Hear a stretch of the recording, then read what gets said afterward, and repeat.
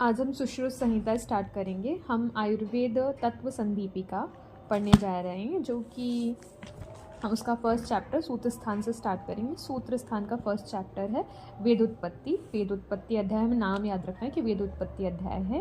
उसके विमर्श में सुश्रुत संहिता ज़्यादा बड़ी नहीं है, लेकिन सुश्रुत संहिता में जो विमर्श दिया है वो काफ़ी ज़्यादा बड़ा और मतलब हम पढ़ लिए होते हैं उतना ज़्यादा है। हम इम्पॉर्टेंट चीज़ों को मार्क करते और याद करते चलेंगे। जैसे कि बहुत ही नॉमिनल चीज़ है, लास्ट 5th लाइन में लिखी हुई है पेज के, प्रथम व प्राचीन वेद कौन सा है, तो ऋग्वेद है। ठीक है, फिर ये जो श्लोक नंबर 2 का स्टेंजा, ऊपर वाला स्टेंजा है, उसका लास्ट फोर्थ लाइन देखेंगे। विष्णु पुराण में अमृत पूर्ण कलश को लिए हुए धन्वंतरी की उत्पत्ति समुद्र से मानी गई है। मतलब अगर इसका पूछा जाता है कभी इंटरव्यू वगैरह में, तो विष्णु पुराण में धन्वंतरी जी का भी वर्णन मिलता है। फिर शिष्यों के बारे में देखेंगे। शिष्यों के बारे में देखो, यहाँ पर मतभेद से आता है, जो कि काशीराज देवोदास धन्वंतरी के जो शिष्य बताए गए, औवधैनव, वैतरण, औरभ, पौष्कलावत, करवीर, गोपुरक्षित, सुश्रुत आदि ऋषि प्रश्न आता है। ठीक है, और नीचे आदि ऋषि जैसे भोज, नीमी, कंकायन, ये ऋषि दिए गए हैं। ठीक है, इसके विमर्श में आते हैं श्लोक नंबर 3 के। देखो, श्लोक नंबर 3 में जो हमारे रोग बताए गए वो है शारीरिक, मानसिक, आगंतुज रोग। मेनली 3 प्रकार के होते हैं। इसके विमर्श में जाते हैं तो त्रयो रोगा आचार्य चरक ने भी बताए हैं, निज, आगंतुज और मानस। ठीक है, चतुर्थ रोग स्वाभाविक रोगों के बारे में अचिकित्सीय बोला है। अब स्वाभाविक रोग होते कौन कौन से, सुश्रुत ने वर्णन किया है, जैसे क्षुध, पिपासा, जरा, मृत्यु, निद्रा, ये हो गए हमारे स्वाभाविक रोग। फिर श्लोक नंबर 6 पे आ जाएंगे। देखो, श्लोक नंबर 6 में ये लिखा गया है कि 1,00,000 श्लोक और 1,000 अध्याय किसके हैं, ब्रह्म संहिता के मिलते हैं। ठीक है, और आप वहाँ पर लिख सकते हो कि सेम ऐसा रेफरेंस गोरक्ष संहिता के लिए भी आता है, और अथर्ववेद का उपांग आयुर्वेद को माना गया है, तो ये सुश्रुत संहिता है, तो सुश्रुत ये लोग इसको मान्य कर रहे हैं। लेकिन विमर्श में जब हम जाते हैं तो वात्स्कृत और चरण भी हो, ये लोग क्या बोल रहे हैं कि ये ऋग्वेद का उपांग है। ठीक है, तो मतभेद याद रखेंगे। ब्रह्म संहिता का रेफरेंस श्लोक नंबर 6 में है। और फिर अब यहाँ पर फर्स्ट चैप्टर के अंदर ये चीज़ें हमें याद रखनी है कि जो पूरे 8 आयुर्वेद के अंग है, शल्य, शालाक्य, काय, भूत, कौमार, अगध, रसायन और वाजीकरण, इसकी डेफिनेशन दी गई है। और अगर इसका सीक्वेंस इसका याद रखना, क्योंकि कई बार ये क्वेश्चंस में, बहुत पुराने ज़माने के क्वेश्चंस में पूछा जाता था कि जो कौमार है वो सुश्रुत ने कौन से नंबर पे रखा, तो श, श, क, भू को अरव, ये आप ट्रिक देख सकते हैं। श, श, क, भू को अरव या ARV लिख सकते हैं। ठीक है, फिर उसमें आप अगध तंत्र की डेफिनेशन आप अगध तंत्र में याद कर लेते हैं। ये सारी डेफिनेशन आप याद कर लें तो बहुत अच्छी बात होगी। बहुत ही नॉमिनल डेफिनेशन से यहाँ पर दी गई है। ठीक है, श्लोक नंबर 9 मार्क करेंगे। 10, 11, 12, 13, 14, ठीक है, 15 श्लोक में आएंगे। तो यहाँ पर जो वयस्थापन, ये श्लोक देखा है हमने कि रसायनम तंत्रम न वयस्थानम आयु मेधा बलकरम रोग अपहरणम, ये इंपॉर्टेंट है ना, यहीं से अगर क्वेश्चन पूछा जाएगा तो यहाँ से पूछा जाता है। फिर श्लोक नंबर 16 में आएंगे, तो इसमें ना आगे आगे करके दिया गया है, तो ऐसा करना कि ये लिखना, अल्प के आगे अप्यायन, दुष्ट का प्रसादन, क्षीण का उपचय और विशुष्क का जनन। यहाँ पर मतलब क्या चीज़ें होंगी वाजीकरण की डेफिनेशन में। अगर अल्प रहेगा तो आप उसका अप्यायन करेंगे, हिंदी में पुष्टि लिखा है, मतलब श्लोक संस्कृत वर्ड याद रखेंगे। अप्यायन, दुष्ट का प्रसादन, क्षीण का अपचय और विशुष्क का जनन करेंगे। ठीक है, फिर यहाँ पर जो वाजीकरण के 3 प्रकार आचार्य दलहड़ ने बताए गए हैं उसे भी देखेंगे, जो कि अल्प रेतसः, क्षीण रेतस और शुष्क रेतस। क्या हुआ?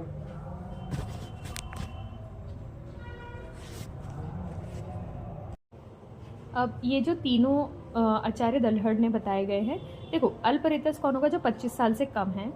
क्षीण रेतस जो होगा मध्य वाला होगा, और विशुष्क उसका होगा वृद्ध का। ये चीज़ें हमें याद रखेंगे। तो ये पूछा जाएगा कि मध्य वय का जो रेतस है वो तो कैसा रहेगा, तो क्षीण रेतस रहेगा। MCQ के हिसाब से हम थोड़ा दिमाग में लेके चलेंगे कि क्वेश्चन किस तरीके से बनेंगे, तो आंसर हमें किस तरीके का देना है। ठीक है, वैसे ही हमें अपने दिमाग में सेटअप करना है। तो चरक में भी रेफरेंस चरक सूत्र 30 में जो बताया गया है वहाँ पर सुश्रुत सूत्र 1/22 में दिया गया है व्याधि उपसष्टनाम व्याधि परिमोक्षः स्वस्थस्य रक्षणम। ठीक है, ये चीज़ें हम देंगे, जैसे प्रयोजनम चास्य स्वस्थस्य स्वास्थ्य रक्षणम आतुरस्य विकार प्रशमनम च। ठीक है, नीचे इसके विमर्श में भी दिया गया है। फिर इसकी निरुक्ति के बारे में पढ़ेंगे, आयुरस्मिन विद्यते अनेन व आयुर्विदन्ति इति आयुर्वेदः।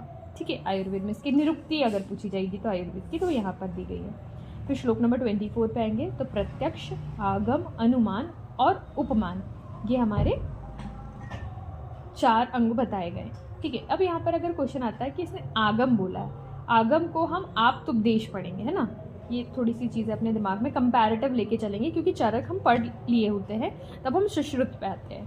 ठीक है, उसके बाद शल्य अंग ही मुख्य है, शल्य अंग की प्रधानता यहाँ पर बताई गई है श्लोक नंबर 25 की यहाँ पर। और यज्ञ के कटे हुए सिर का संधान कर देने से इसी अंग को प्रधान माना गया है।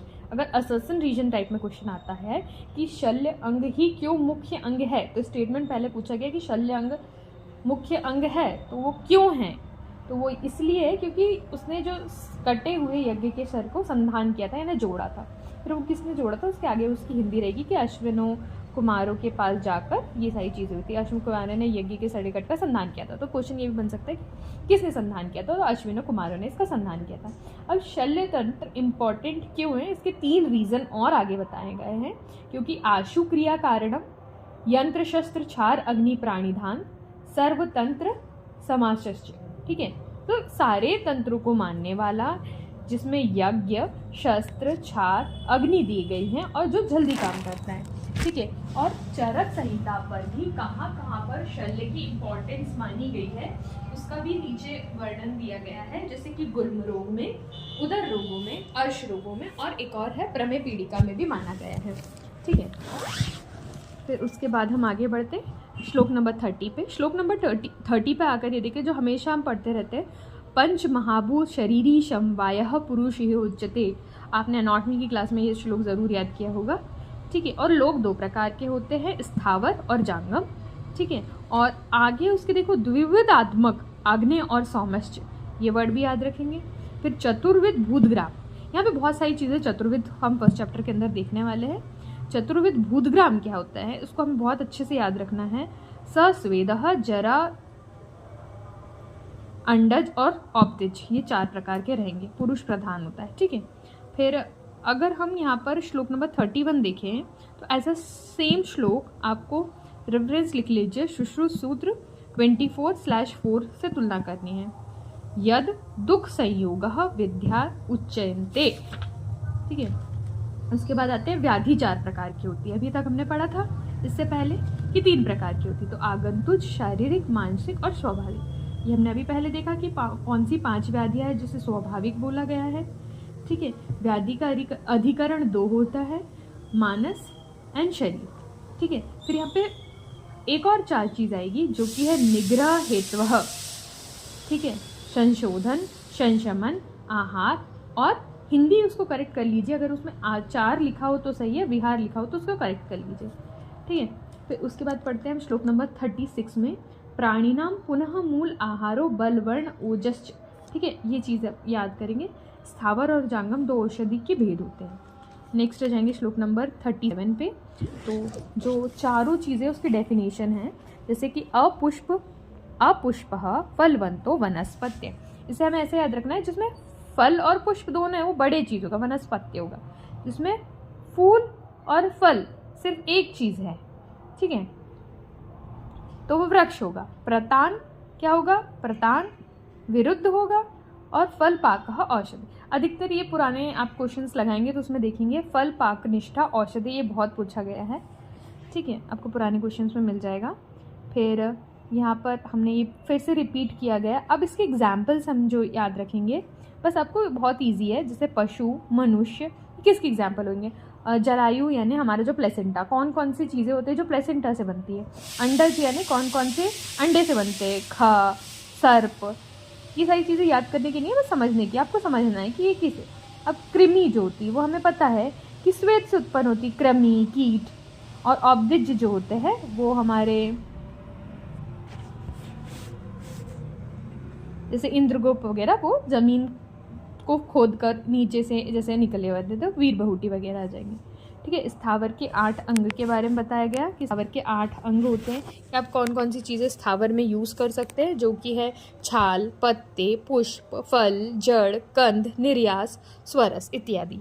ठीक है, तो यहाँ पर एक चीज़ देखने वाली है कि पार्थिव द्रव्यों के अंदर हमारा मुक्ता को लिया गया है, तो इसको आप मार्क कर दीजिए अगर पूछा जाए कि पार्थिव द्रव्यों में मुक्ता का लिया गया है।